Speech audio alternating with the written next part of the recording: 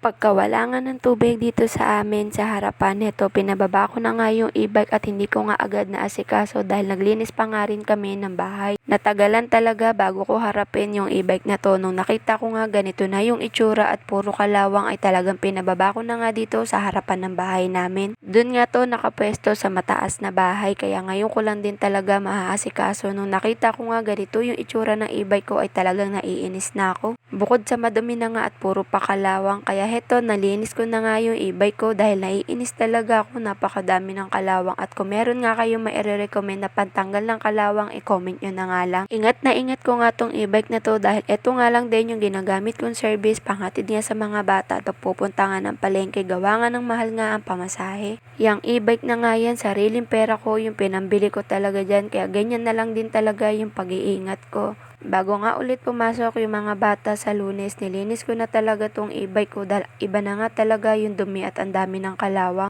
1 year and 3 months na nga sa akin yung e-bike na yan at laking bagay lang din talaga dahil makakatipid ka nga sa mamasahe kapag pupunta ka nga ng palengke. Mukhang bago na nga yung e-bike ko after ko nga malinisan dahil medyo nabawasan nga yung kalawang dahil ginawa ko nga ay binrush ko na nga rin. Eto nga pagkatapos niyang malinis, akala mo ba'y brand new na nga ulit?